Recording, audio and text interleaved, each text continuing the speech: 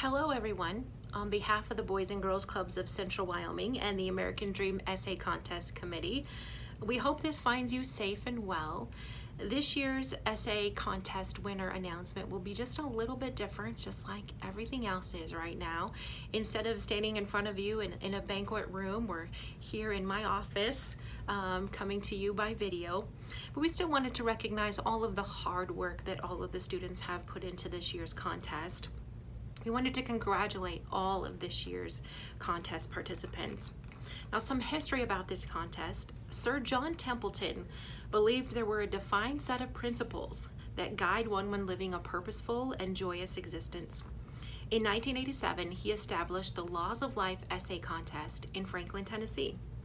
In the mid-90s, the Templeton Foundation, the Zimmerman family, and Larry and Margot Bean established the Laws of Life Essay Contest, which is now known as the American Dream Essay Contest here in Wyoming.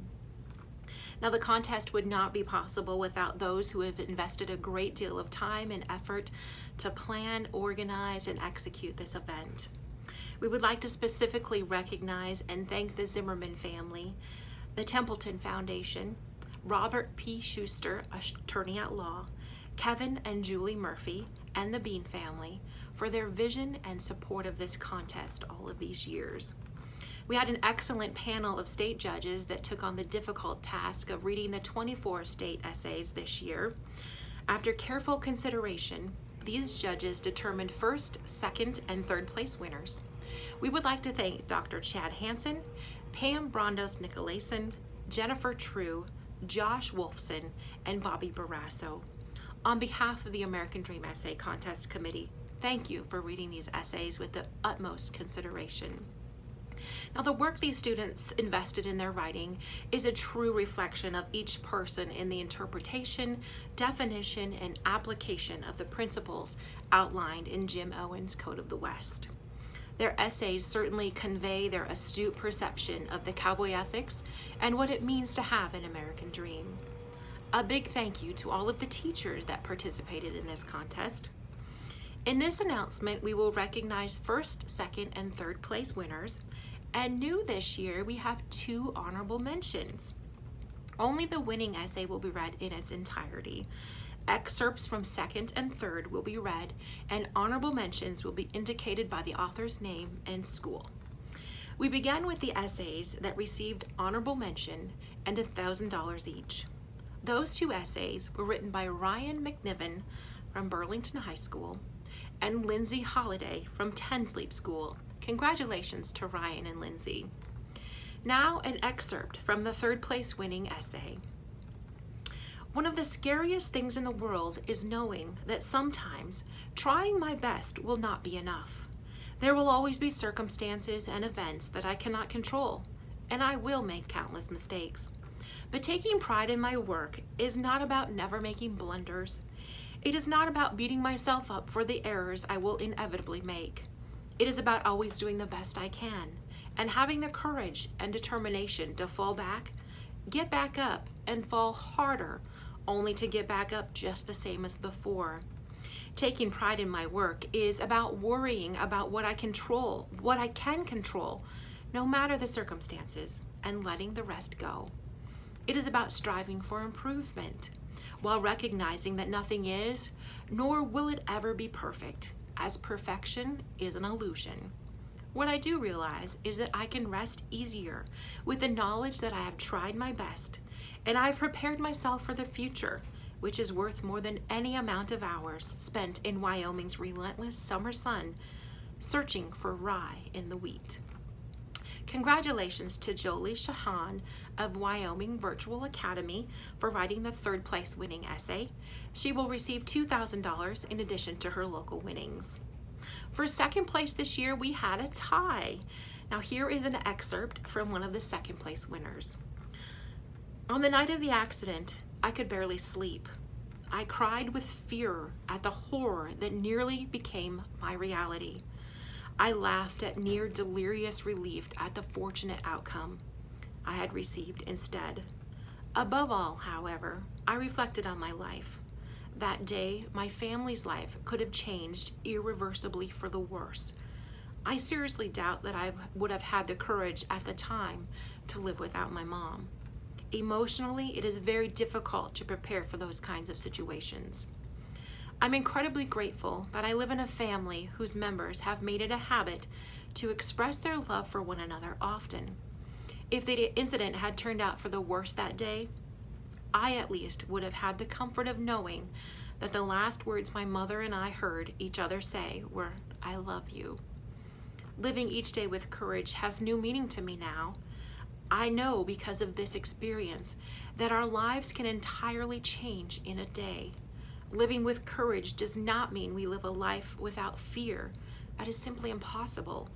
Living each day with courage means accepting, even embracing our vulnerability and striving to make the most out of our lives despite adversity.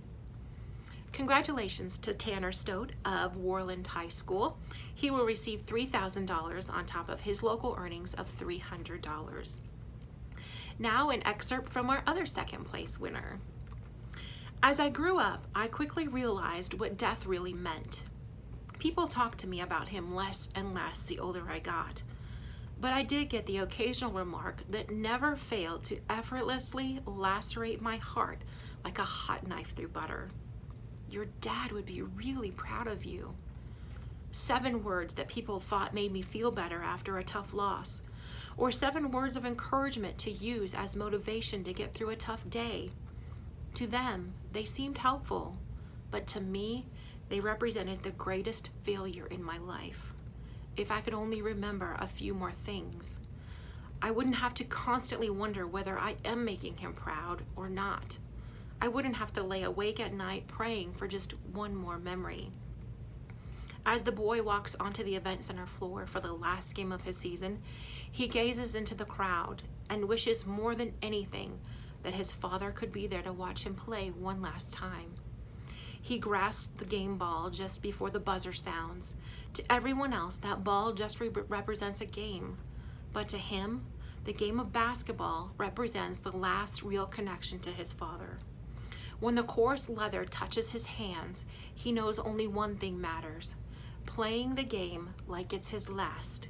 Because if his father taught him anything, it was to enjoy the precious moments you have and live every day as if it was your last. Not to mention, I promised myself I would always make him proud, and that's just what I'm going to do. That second place winning essay was written by Dalton Peterson of Encampment High School. Dalton will receive $3,000 in addition to his local prize money. And now our first place essay. It begins. Dear Robert Douglas Sr., do you know the difference between a dad and a father?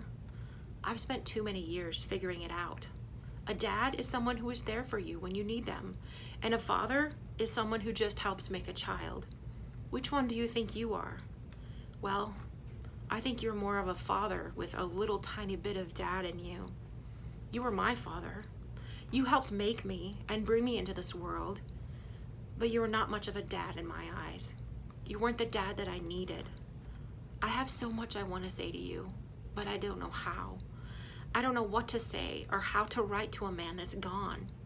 A man that I hated but also loved. A man that I was scared of but also felt protected by. Do you remember when you would come to pick up my brothers and I from Big Mom's grandmother's house to take us to the gas station to get chips and juice and whatever else we wanted? Those were the good moments. The moments I like to remember because we were happy. I was happy. Do you also remember when you and Mom were in a fight and you kicked her out of the car and told her to walk home? I think you forgot that my brothers and I were in the back seat watching the whole time. You were yelling and grabbing at her. The boys were so scared they started crying. So I held them and told them everything was going to be okay. Mom is going to be fine, I repeated over and over. You got back in the car and saw the boys crying and asked in a violent tone, "What are y'all crying for?" Then you turned away. You were good at turning away from what you didn't want to see. I'm not sure why I remember that one day so well, because it wasn't the first time that happened, nor was it the last. I remember the drugs, the gangs, the smoking, and the cheating. You cared more about being a rapper than spending time with your family. I remember the black eyes Mom said were bee stings and the tears she cried at night. Of course, I remember when I found out you were gone. I was in bed. It was a dark night, not a whisper in sight, when the world exploded. Aaron, Robert just got shot. They killed him. I froze. I didn't know how to feel. My heart stopped. All I wanted to do at that moment was protect my brothers and be there for them. They loved you. You were their hero, a great man in their eyes, because that's what Mom wanted us to see, needed us to see. But I watched and saw you, the real you, the man that was just a boy. The next day, the headline said, "Father of 5 killed in Gresham, endless cycle of foolishness." Your friend set you up. Jealousy, anger, and gang violence, I suppose. They killed you in the place you loved, a place I loved. You died in front of my aunt's house, the place I went to every day. I saw your blood every day until it was finally washed away in the rain.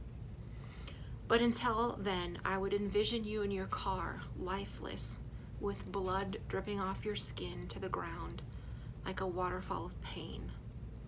The next day after your death, everyone was heartbroken, but I was just empty, because the last time we spoke, I was angry with you, and you were angry with me.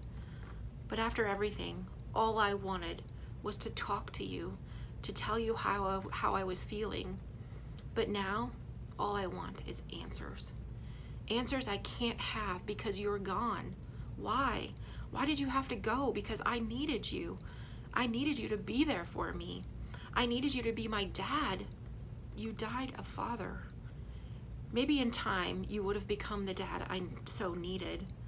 Still, to this day, sometimes I'm happy you're gone because I feel like we're better without you. But other days, I feel like we need you. Now I look back to the past and think, wow, I was just 10 when you died June 26, 2013. 10 when I saw my grandmother break and then fall to ash. 10 when I saw her not recover from losing you, watching her stare at your picture, holding your clothes, just crying. 10 when I saw you in a casket but couldn't recognize you.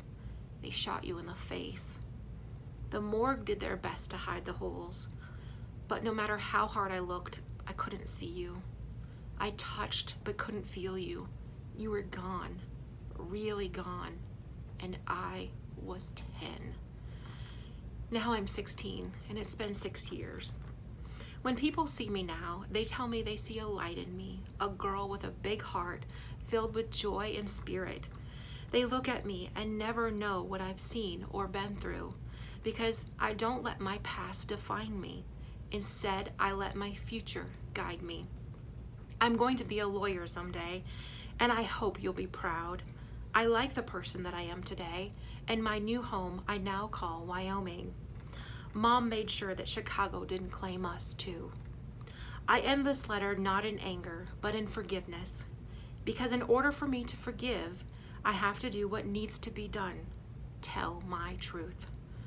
I forgive you. Forgive you for everything, because in order for me to move on, I have to let go of the pain and hurt, so I can finally say I'm starting to heal. I hope this letter brings you some type of peace, because for me, it's essential, like rain washing away the blood on the Chicago pavement 6 years ago. I've learned a lot about healing. I now know that not talking about you or my past life is not healthy. It is good and necessary to let go, forgive, and speak the truth. The first place essay belongs to Naira Douglas from Natrona County High School in Casper. Naira will receive $5,000 in addition to her local earnings of $300. Her teacher sponsor, Becky Sondag, will be receiving an additional $1,000. Congratulations to all of our students, sponsors, and their families.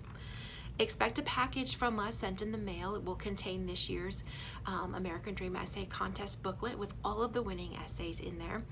Your prize money will be deposited into your accounts in the coming weeks.